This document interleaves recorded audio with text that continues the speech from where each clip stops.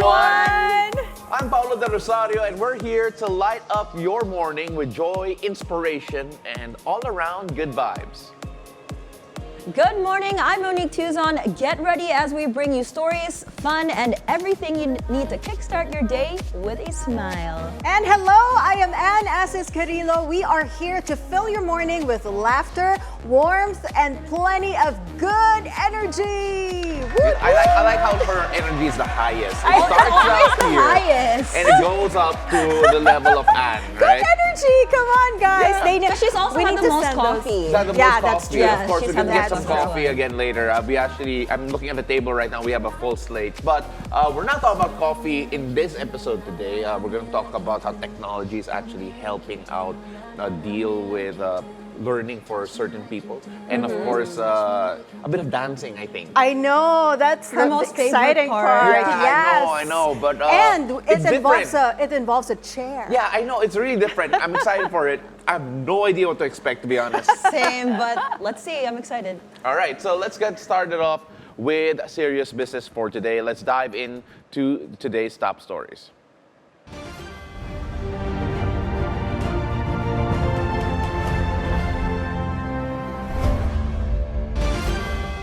Pastor Apollo Quiboloy has filed his certificate of candidacy for the 2025 Senate elections despite facing serious legal issues.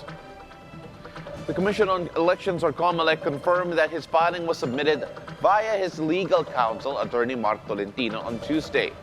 Currently, Quiboloy is battling allegations of child abuse and human trafficking in Philippine courts, along with multiple charges in the United States related to sex trafficking and conspiracy. Quiboloy is set to run under the Workers' and Peasants' Party based on the COC. Meanwhile, former Defense Chief Secretary Delfin Lorenzana has withdrawn his certificate of candidacy for the 2025 senatorial elections as confirmed by COMELEC. He initially filed his COC as an independent candidate on October 7 through a representative. However, he personally withdrew it the following day without providing a reason. Lorenzana has recently resigned as chairman of the Bases Conversion and Development Authority, or BCDA, in September, stating his intention to assist the government while transitioning to private life. Voters should be vigilant and critical when choosing candidates for the 2025 midterm elections, according to political analyst Dennis Coronacion. Speak on BNC's agenda, Coronacion highlighted the diverse range of candidates from those with strong governance records to those facing criminal charges. Huwag na lang pag-aksayahan ng panahon, syempre, tingin ko, yung mga yung may mga inililitis na ng ating ng ating batas, yung may mga ongoing investigation. Kasi kung sakali mang manalo ang mga yan, alam niyo na po siguro yung tinutukoy ko, yung may kaso doon sa Davao. Kung sakali man manalo ang mga yan at makukulong naman, I think mahirapan silang gampanan ng kanilang tungkulin. Coronacion also urged voters to focus on candidates with proven governance track records, no corruption issues, empathy for the public, fear of God, and advocacy for specific sectors. Coronacion emphasized the importance of aligning candidates' stances on various issues with personal views. The filing period for certificate of candidacy ran from October 1 to 8, with the election scheduled for May 12, 2025. The Senate cited Mary Ann Maslog, a suspect in the 1998 textbook scam, who was previously thought to be dead, for contempt after she provided conflicting statements about her connections with former Mayor Alice Guo. During a Senate hearing on Guo's links to illegal pogos, Senator Ronald Bato de la Rosa accused Maslog of lying and moved to hold her in contempt, a motion supported by most senators. Maslog, also known as Jessica Francisco, said she first met Alice Guo via a video call while in Indonesia. I will pin you down. I will pin you down. I tell you, I will pin you down. I will pin you down.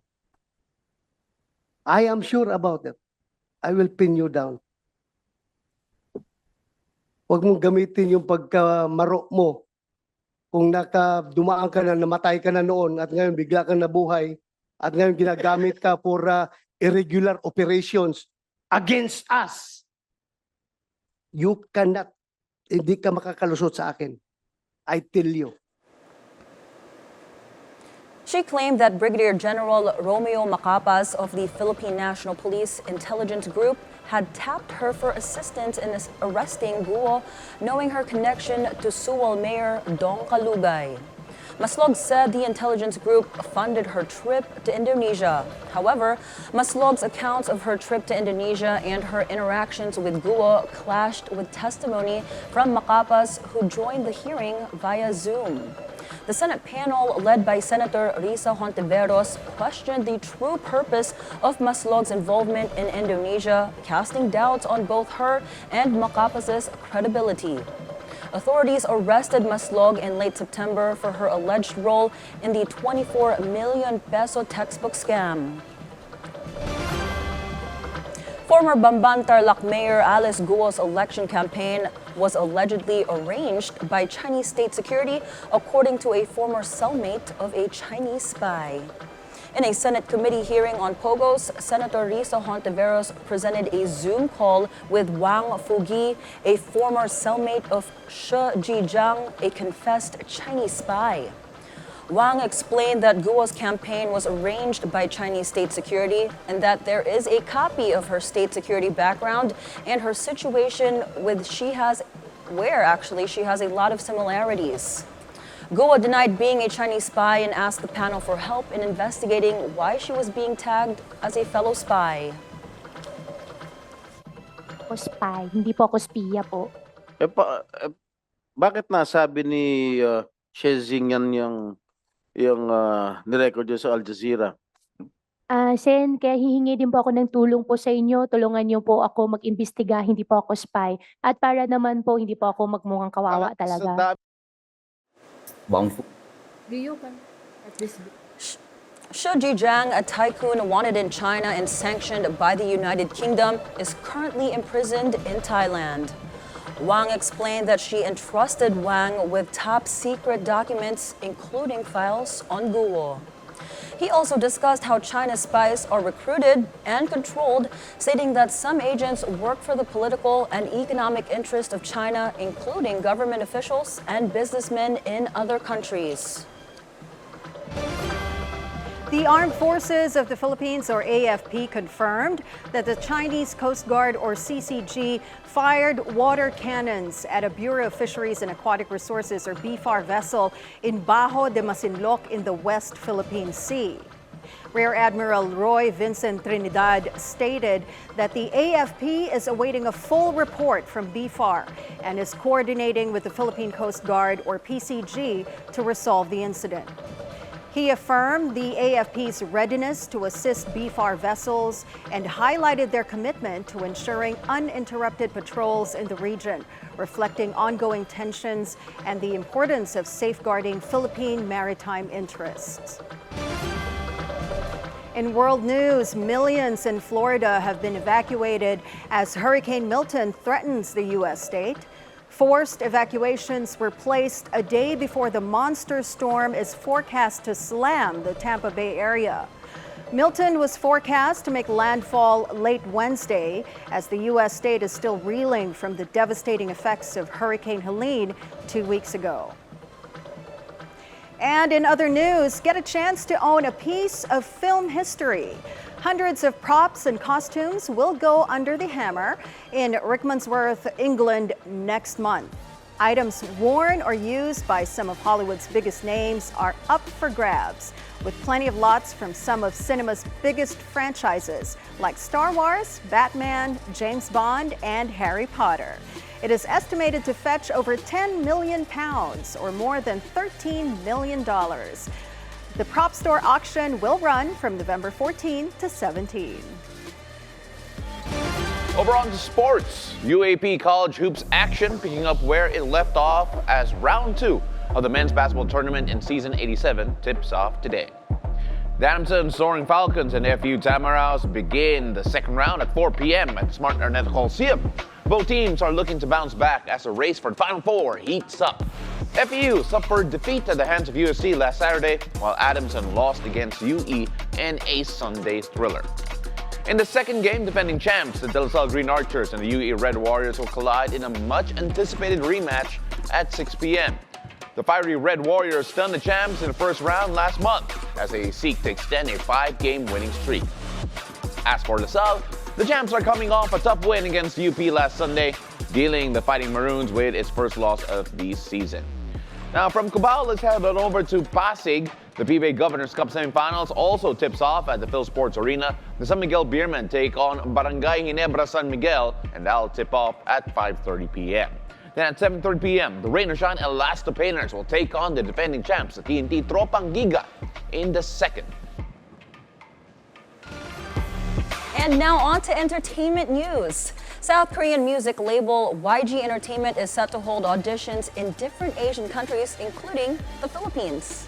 The label behind K-pop groups Blackpink and Big Bang is now on the lookout for its next batch of idols. On Instagram, YG announced its auditions will take place at Zero Studio in Quezon City on November 24.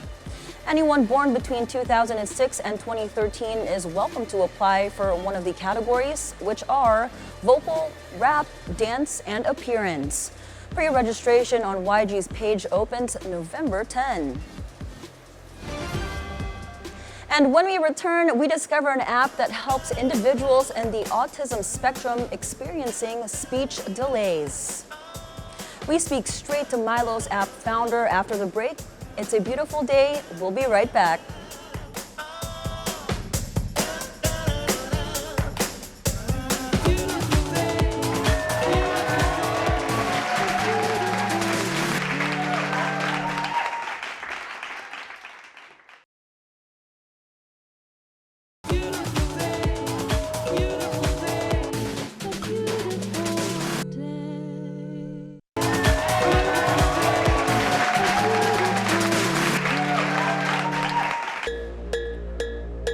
Welcome back. You're still watching It's a Beautiful Day. You're seeing live pictures from EDSA White Plains. On the right side is the northbound lane. As you can see there, traffic is free-flowing. Going to Cubao on the left side, southbound traffic starting to build up. That is headed to Shaw Boulevard. So if you're going to hit the road anytime soon, do check out the traffic conditions at the moment. And as you can see, if you're heading southbound, a bit of a problem there. Make sure that you get on the road quickly. Northbound, bit easier ride, and of course I will have more on the traffic later on in the show. Learning is made easy for children in the autism spectrum with this app made by a Filipino startup, which helps them go from nonverbal to communicative. For making speech therapy more accessible to families, Mylo Speech Buddy recently won back-to-back gold at the 2024 Stevie Awards. And now to talk about that and more, we have Mylo founder and CEO Vincent Rocha live here in the studio. It's a beautiful day, Vincent. Thank you for coming. Thank you for having me here. Of course. Now, I understand you made this app for your son. Can you tell me more about the app and its features? So, Mylo Speech Buddy, it's actually a video streaming platform. So what we did is we filmed the most basic words to as much as the sentences. So children who has difficulty in speaking, especially those with autism and speech delay, they can practice intervention at home together with the parents. And this was just launched last year, correct? Yes. We recently launched last July 2023, and fortunately, we are helping more and more children and families, not only in the Philippines but globally as well. How many countries are you guys in now? So we were actually quite surprised because we are currently in more than 60 countries globally. Wow. We're downloaded more than 60,000 times. And yeah, so we're really happy that we get to help more and more children. Yeah, that's amazing. How has the feedback been since you guys launched? So there has been a lot of really good feedback coming from the parents. In fact, we have been receiving plenty of videos coming from the parents themselves, wherein children actually says the words that were being taught inside the app.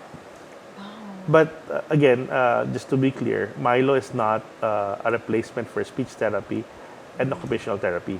We are just a tool that parents can use for home intervention. You know, you take a look at, first of all, it's called Mylo because your son Yes. is named Mylo. Can you tell us a bit about the story of why you decided to start the app and, of course, your background mo and making all of this happen? Yeah. So Mylo is my little one. And the reason why we did this, because when my son was diagnosed at 2 years old, we really had a hard time finding the experts, finding the developmental pediatrician, finding the speech therapist. It took us 1 year and 6 months to find the experts. So the translation for that is for the 1 year and 6 months, it's a delay in the development of our child because there are not enough. So from there, we tried to find ways on how to help. So initially, we launched this app for my son's use. Then from there, nagulat kami on the first month, we got around like 1,000 users. Wow. And now 1 year after, we have around like 60,000 with very minimal funding. So we're very happy with what happened. So when you created this app, is there like an age group? Which particular age group? And is there like different levels for each age group? It's very funny because it actually follows the growth of my son. Okay. So, but then again, So we doon siya started. naka-base? Yes, okay. it started there. But moving forward, so right now on our first year, we are actually already talking to pediatricians and researchers to improve what we have already. So Okay. being a startup company, we're not perfect. Right. Yeah. We, as much as possible, we try our best to help as much. But then again, having experts on board technically assures us that we're doing the right thing. Yeah. You know, you having experts on board obviously very important, and then you talk about the development of the app. Nagulat ka ba that you're now in 60 countries with all of these users part of it? I'm sure when you started this, I don't think you thought that it would grow this way. Exactly. So in the beginning, we just wanted to help as much children like my son. We were surprised that the traction, the growth, was actually doing quite great. In fact, though 95% of our users are from the Philippines, the 5% outside of the Philippines are growing without any marketing effort. So it's all organic, Yeah. which is actually quite great. Now, since we're growing internationally as well, there are more and more opportunities for us to partner with international governments, so we can help more children from other countries, especially those who don't speak English. You know, you look at the growth opportunity. You mentioned working with foreign governments, and you're now working with more experts. What's the next step? The next obvious step, in your opinion, with regards to making sure that you mentioned this is not going to be a replacement for occupational therapy or speech therapy, but do you plan to be able to get to the point wherein you can be part of those occupational speech therapies that is actually being prescribed to kids on the spectrum? So our first goal right now is we're very happy that we're being recognized not only locally but internationally as well. But what we really want to happen right now is to partner with the government. Because if we partner with them, we can reach almost all the children course. already globally. Yes. They can easily access us. Yeah. So are you, Go ahead. okay. I was going to ask, are you guys in the works already to partner with government currently? Yeah, we're very surprised because it just took us one email to get a response from the Office of Secretary Angara for that. Nice. Nagulat kami like, oh, okay, that usually doesn't happen. Right. Sometimes it takes a few steps to get to government, but I'm glad. Yeah, so we're now in talks with them, and hopefully we could have something launched with them within the next few months. But yeah, we're very surprised. And they're actually very aggressive in terms of using innovation to help education locally, which it shows a lot. Well, nagulat ka. And of course, we're showing a bit of trivia there. Like, for example, 1 in 122 people in the Philippines are actually on the spectrum. But you look at the lack of I guess a lack of the therapy, lack of the development that you encountered prior. Just how much of a need, how urgent is this need in your opinion? Now that you've seen the actual status on the ground with regards to parents who have to, help their child develop, especially at this crucial stage of their lives. First and foremost, I think number one is the experts need help. You know why? There are only a little over 1,000 speech therapists in the Philippines right now.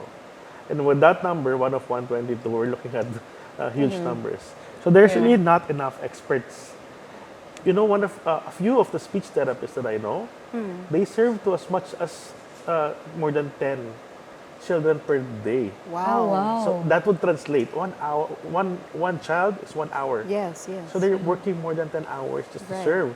So sometimes when I talk to them, or when I text them, teacher, Daddy, can I reply to you tomorrow? I'm so tired. Yeah, the burnout na. So it's really a tough battle for them to handle.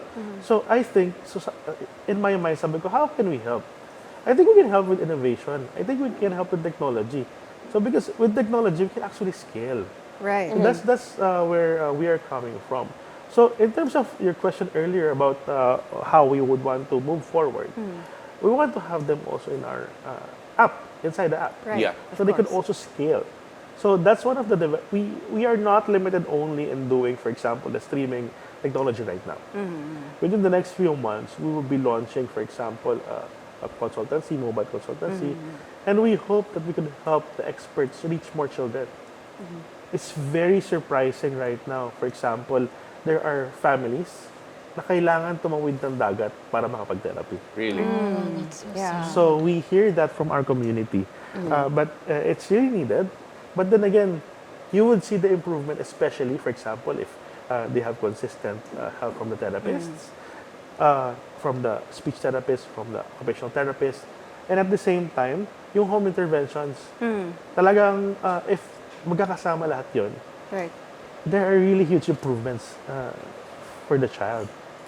Vince, for those who want to go and check out the app and, of course, maybe support you guys as well, maybe reach out to you, how can they do that? And, of course, can you invite all our viewers to go and take a look at the work that you guys are doing at the moment? Thank you for that. So the app can be downloaded in App Store and Play Store.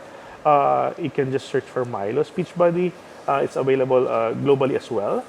And apart from that, they can also visit our website at Mylo, mylo.ph. And if they want to partner with us, we're really interested in partnering with communities. In fact, we can provide free accesses, even for thousands of children, just in case, if they belong to a certain community. We would be more than happy to do that as well.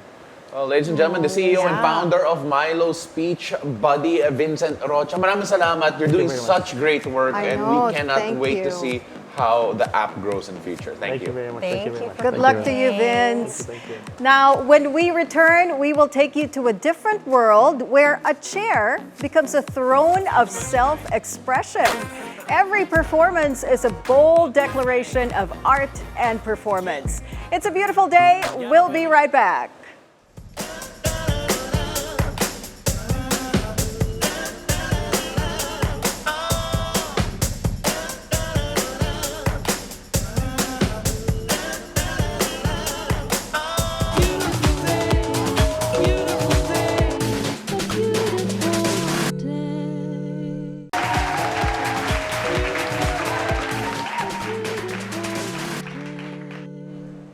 Welcome back. You are still watching It's a Beautiful Day. Now, in today's episode, we will take you to the world of performance and art, where the boundaries of dance and expression intertwine. A dazzling trend has emerged in the Philippines, and it's called Chairlesque.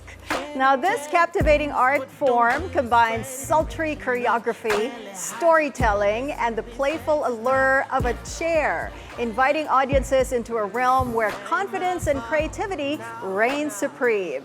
turning every show into an unforgettable spectacle of grace, humor, and undeniable charisma. Now, to tell us more about the classic traditions of burlesque and modern dance, we have Noreen Claire Bacuño, the founder of Chairlesque PH. It's a beautiful day, Noreen. It's a beautiful day. Good morning. Good morning. And we are so glad that you could join us, even via Zoom. No, at least she's here. And we were seeing the videos earlier. Chairlesque is really, really interesting. It's instead of, kasi people know pole dancing, di ba? But Chairlesque is kind of new. So what inspired you to embrace this as your chosen form of performance art? And how has it shaped your artistic expression? So Chairlesque is like, it felt like a natural evolution of my love for dance and empowerment through movement. I've always believed in the power of dance to connect people with their confidence, sensuality, and individuality. And it's Chairlesque that brings it all together, merging strength, grace, and storytelling with a playful, yet empowering twist. You see the twist now. So what inspired me most was the sense of freedom of it offers. It wanted me to create a safe space for people of all backgrounds, body types, dance experiences. Levels could come, feel welcomed, and celebrated. It's that kind of encourage themselves to be just themselves. And that chair, like we normally just use it for, upuan lang, like this one. Right. But it's a symbol of liberation. It's not just a prop, it's not just a chair anymore, but it's a tool for exploring body's movement and pushing our boundaries of what we can do artistically and physically. So that's really something, chair is really something. Thank you very much again for coming on to share more about Chairlesque. But when you take a look at the fact, you mentioned a while ago, I really like that concept where you turn the chair into something more. Just how, when you work with someone working with the chair for the very first time, just what do you need to break down in their minds when they see that as a tool for artistic expression instead of just a normal tool of utility like the chair we're sitting on right now? Yeah, so in our class, whenever I tell them like it's their first time, right? Like, I'm gonna tell them, okay, after this class, you're gonna see the chair a different way. There's no longer a chair anymore for you whenever you take the class. So for beginners, they kind of like very skeptical of what they're gonna do, or how they're gonna dance in the chair. But most of the students are gonna ask the same questions. But then after several classes, they are the ones who expressly, discovered what it is for them. It's different experiences for every individual in our classes. So it's different experiences and different definition as well as for our students. Noreen, where is your studio located? Our studio is located just in front of Robinson's Galleria. It's actually just in Ortigas. Oh, it's here. I thought you were in the province. Oh, right now I am. I was actually in Manila last week for my workshop. And I missed you guys. I was supposed to be there as well. Oh, man. Okay. Hopefully I can come there next month so I can show you some, some stuff and skills that we normally do in Chairlesque. Noreen, if you were here, they would have made me get on a chair and do something different than what I'm normally used to. So, exactly. We're going to do that for sure. I would have been all right. But then... Sorry, just to give you, to give you some more of it. So Chairlesque is not only for women. Because some of the choreographies right now, you see the videos are all girls or women. Yeah. But I also teach for guys. And it's a beautiful community where we welcome everyone, including the LGBT community. So it's very inclusive. I love that. In what ways do you believe Chairlesque promotes body positivity and self-empowerment among performers and audiences alike? So Chairlesque is fundamentally about embracing who you are, your body, your uniqueness, and your inner power. One of the key things I've always focused on is creating a safe space where everyone can feel comfortable in their own skin. Chairlesque, there's no, ideal body type, and that's one of its most empowering aspects. It always allows performers to redefine beauty on their own terms. celebrating what they makes them feel strong, confident, and sexy. But for performers, it's actually it's almost the body, the movement itself. Whenever they perform, it encourages people to connect with their own body in a way that feels liberating. It's not about perfection. It's about owning your movement, embracing your curves, and expressing yourself with a fear of, non-judgmental environment. You can also tell your story, your confidence. It's very incredibly powerful to see how dancers grow in self-assurance over time. For the audiences, I think it's very powerful as well to see people in different shapes, sizes, and backgrounds perform. Powerful, empowered way challenges it actually challenges traditional, norms that you can only perform like skinny or you're fit. But in Chairlesque, there's no ideal body type for that. So I guess whenever the audiences see them perform, it resonates with them that it makes them more inspired to do what they want to do with them, like dancing. Yeah. Noreen, just not to compare any art form, right? But if you're going to compare at least the physical demands, the artistic demands from Chairlesque compared to, a similar namesake in burlesque and of course pole dancing as well, because, some people might lump them onto the same category. What do you feel is the biggest difference with regards to the physical and the artistic demands? When it comes to physical, I think this is more friendly. Since with pole, because I'm also a certified pole dance instructor before I went to Chairlesque, embracing Chairlesque itself.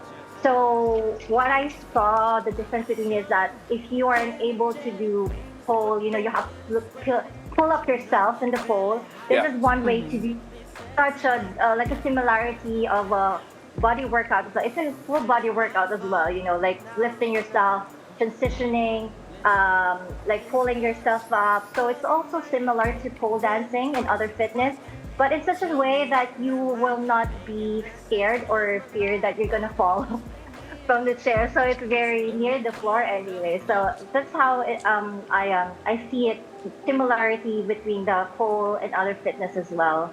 Something fun and something that is for everyone as well. Yeah, I definitely feel like for me personally, I'm scared of pole. Like I don't have that balance. So this is probably something that I could do and it's more beginner friendly. So I'm just curious, has there been a feedback that you've gotten that really, touched their lives that you guys brought Chairlesque here in the Philippines? You mean like like an experience from a student? That it helped them get through something or that, I don't know, something. Yeah, so one of the things that makes it important, like for me, it's important. It's like my baby. It's because it's very, for me, when I started doing it, I was in a transition of looking at what path I'm going through, because I was also in a corporate job before. So I was thinking of something that will heal what, we have some traumas that they said from heartbreak, especially from those, right? So that's actually how it started. And how I make it right now is to make it like a healing space for them.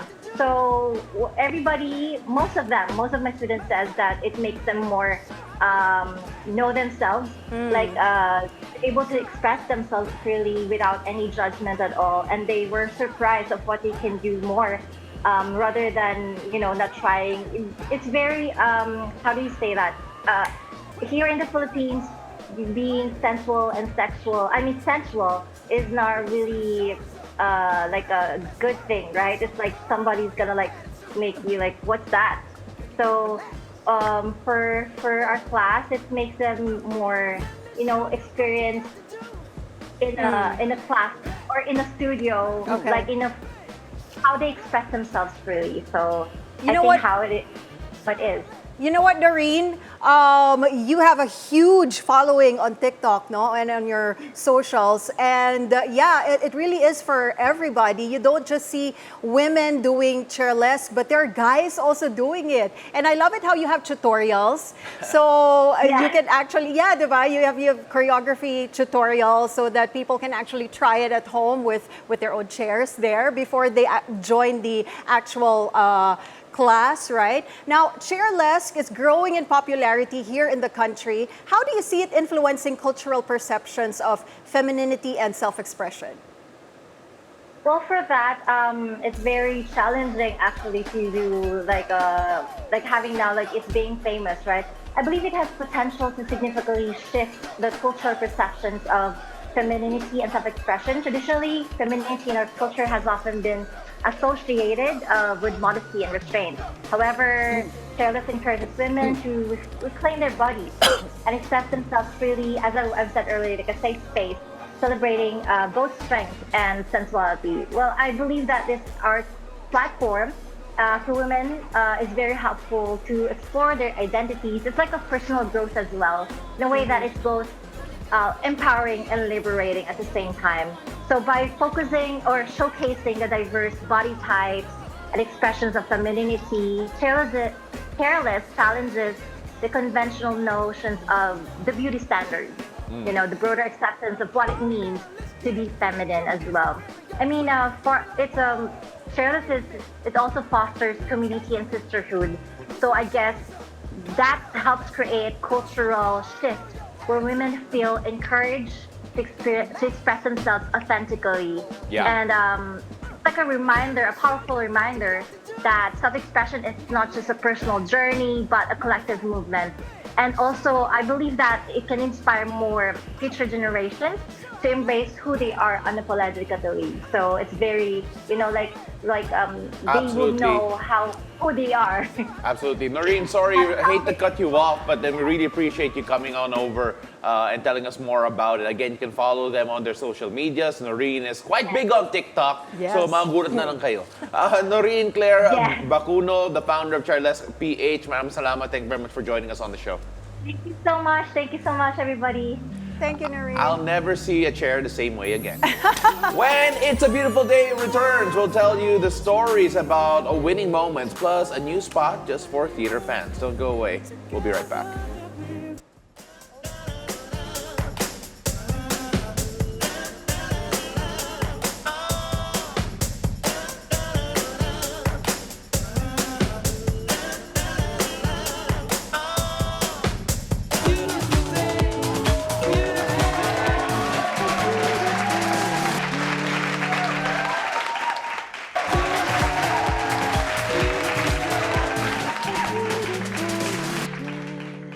Welcome back. You're still watching It's a Beautiful Day.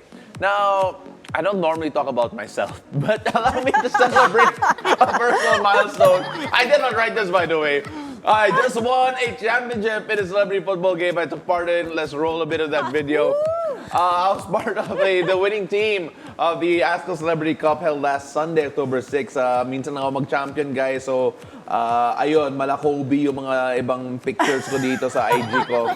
So, the ASCO Celebrity Cup was actually a send-off for the team, which is currently competing in the Asia Sevens Championship in Kuala Lumpur. Ayan, malakobi nga yung picture ko dito. We actually have video of that. Our colleague Erica actually was there and I believe we're going to release something for the scorecard with Anton Rojas. I don't know when, but then when it comes out, kuha ng video done.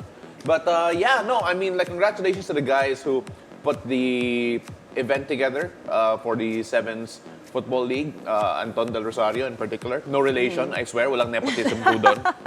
And congratulations to my teammates as well. I was just lucky to be put in a good group. And congrats to you. Congrats. How does it feel? Minsan ako mag-champion, Reporting guys. about yourself. The sports reporter reporting about himself. How does it feel, Pao? Yeah, you know what? It's funny kasi it reminds me na talagang pang-commentator lang talaga ako eh.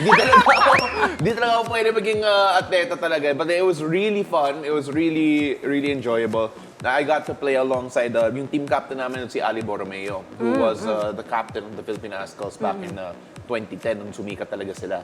And then of course yung mga katapat ko, si Stefan Schrock, si Anton del Rosario, all of these other, Misa Bahadoran, all these other guys who really made names in Philippine football.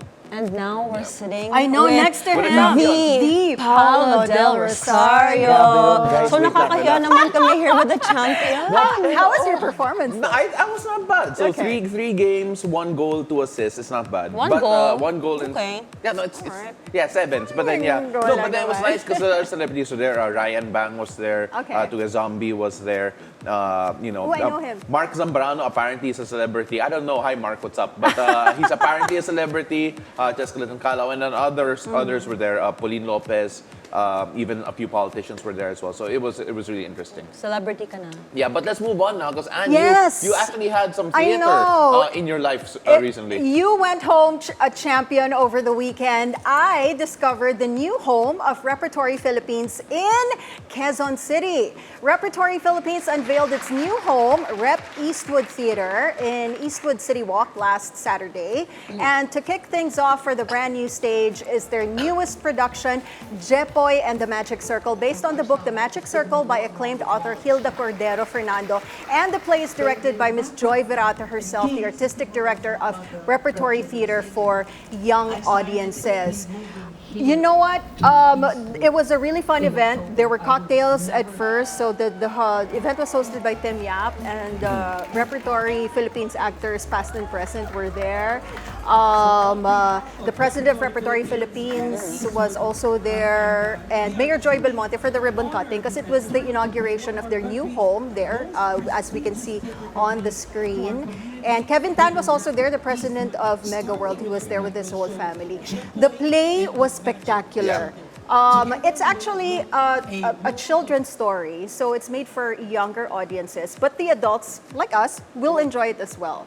I enjoyed it immensely. You know what really amazed me was the stage, the way they set up the stage per scene. The cast, of course, was amazing. The lights and the costumes were spectacular. The whole production looks beautiful. I was watching it. It was. So look at that. I recommend that you guys see it. It's going to be, the tickets are already available, and if I'm not mistaken, it's going to be running all the way till February 2025. So bring your children, bring your whole family.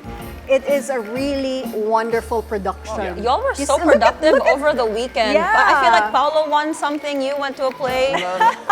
Mo went to sleep. I went to sleep. Yeah. I think that's the most Wait, productive. that is productive. Yeah, that's productive. You gotta catch on. That's You the gotta catch only up on time it. I can sleep. But again, congratulations to Repertory Philippines. Look at their costumes, they've no? they've been in the theater scene pretty. for a while, and when they closed down these stages in Greenbelt. It was a blow, and I remember years in the past nung nawala yung Rizal Theater. Yes. Local theater was having a hard time finding venues. I mean, we've had music museum, we had RCBC, but it's great that Repertory Philippines, which is an iconic institution Yes. with regards to Philippine theater, has their own spot now in Eastwood. Eastwood. I definitely want to go see the play. 100%. Yeah, it'll be running there until Feb 2025, if I'm not mistaken. So bring your whole family. It's a really Absolutely. nice show. So that's all we have for today. Once again, I'm Paolo del Rosario. Keep the positive energy flowing, and join us tomorrow for another fantastic episode of It's a Beautiful Day. I'm Monique Tuzon, wishing you a fabulous day ahead. Stay happy and quirky. And I am Asis-Carilo, reminding you to embrace the beauty of each day. We will be back tomorrow with more joy and laughter, only here on It's a Beautiful Day.